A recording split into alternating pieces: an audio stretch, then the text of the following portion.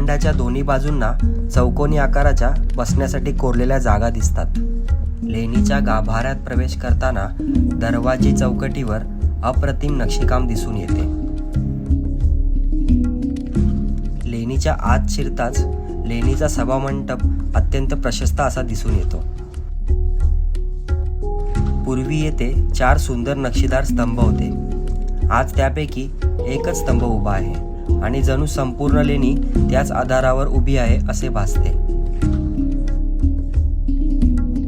सभामंडपात हवा आणि प्रकाश येण्यासाठी कातळात कोरलेल्या 2 खिडक्या आहेत आणि त्या खिडक्यांमध्ये 9 चौकोनी झरोके कोरलेले आहेत.